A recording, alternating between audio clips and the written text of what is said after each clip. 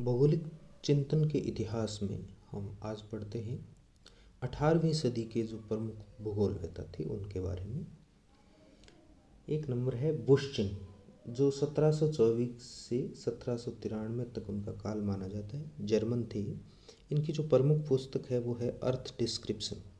इस पुस्तक में यूरोप का भूगोल का वर्णन इन्होंने किया और वो जो वर्णन किया वो राजनीतिक सीमाओं के आधार पर किया था। जनसंख्या घनत्व, पर्यावरण एवं घनत्व के संबंधों का वर्णन किया था इन्होंने। ये बुश्चिन प्रथम व्यक्ति थे जिसने जनसंख्या घनत्व को भौगोलिक कारक माना था। दूसरे हैं गाटेरर। इनका काल है 1727 से 1799। इनकी प्रमुख पुस्तक है संक्षिप्त भूगोल। ये शुद्ध भूगोल के संस्थापक माने जाते हैं।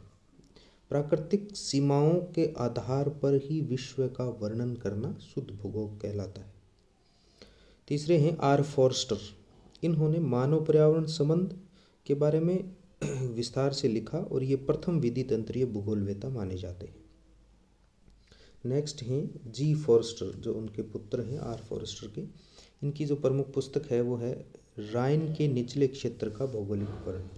ये हम्बोल्ट के गुरु माने जाते हैं। नेक्स्ट हैं कांट। इनका जो काल है वो 1724 से लेकर 1804 तक माना जाता है। इनकी तीन प्रमुख पुस्तकें हैं।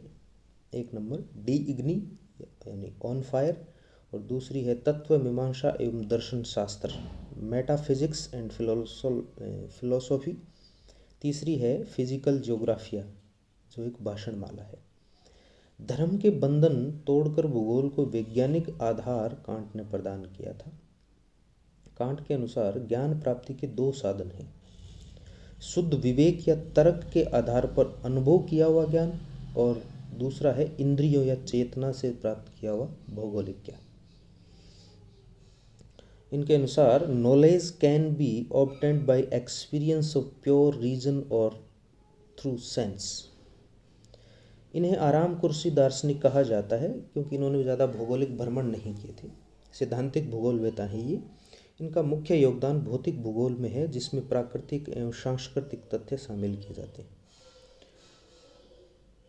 इनके जो विचार हैं वो इस प्रकार हैं कि भूगोल विज्ञान की तुलना में वर्णनात्मक विषय है, कोरोग्राफी है। भूगोल व इतिहास अंतर संबंधित हैं। क्षितिज जो अध्ययन हम करते हैं वो भूगोल के अंतर्गत आता है, और उसी क्षितिज पर जब लंबवत अध्ययन किया जाता है तो वो इतिहास कहलाता है। भौतिक भूगोल से विश्व की सामान्य जानकारी प्राप्त की जा सकती है, अर्थात इतिहास एवं भूगोल की अन्य शाखाओं का आधार है। भूगोल को दार्शनिक आधार प्रदान किया तथा बताया कि भूगोल में पृथ्वी का अध्ययन मानव ग्रह के रूप में किया जाता है। इतिहास समय के अनुसार मानवीय घटनाओं का विवरण है, और भूगोल स्थान के अनुसार प्राकृतिक रहस्यों का वर्णन है। इनके जो अध्ययन का आधार रहा वो इतिहास और भूगोल के आसपास रहा। भूगोल इतिहास का आधार है, इतिहास का जो आधार प्रदान करती है। जैसे कोई चीज़ अगर खड़ी हो जिसका कोई आधार होता है, तो वो अगर मानवीय इतिहास, मानवीय घटनाएं और पृथ्वी के अंतर संबंधों का अध्ययन करेंगे तो वो जो इतिहास में मानवीय घटनाओं का वर्णन करते हैं उनका जो आधार है वो है भूगोल। निरंतर भूगोल ही इतिहास है, ये उनका मानना था। स्थान वस्तु एवं घटनाओं का तंत्र माना जाता है। स्थान जो होता है वो वस्तु और जो घटनाएं होती हैं उनका एक तंत्र है। ये पर्यावरण निश्चयवादी माने जाते हैं। इन्होंने भूगोल की 6 शाखाओं का वर्णन किया था। एक नंबर भौतिक भूगोल, जिसमें प्रकृति का अध्ययन समस्त शाखाओं का आधार माना था इसको। दूसरी है गणितीय भूगोल, जिसमें पृथ्वी की आकृति व आकार का अध्ययन। तीसरी है नैतिक भूगोल, जिसमें मानव और समाज का अध्ययन। चौथी है राजनीतिक भूगोल, जिसमें भौतिक पर्यावरण व राजनीतिक इकाइयों के अंतर संबंधों का अध्ययन। पांचवी है वाणिज्यिक भूगोल, जिसमें अंतर्राष्ट्रीय व्यापार का अध्ययन। छठी है धर्मपरक भूगोल, जिसमें पर्यावरण का धार्मिक विश्वास पर प्रभाव। इन भागों में भूगोल को विभाजित किया था।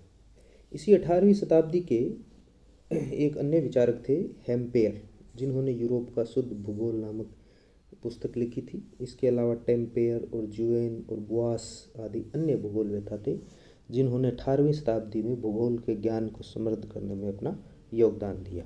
धन्यवाद।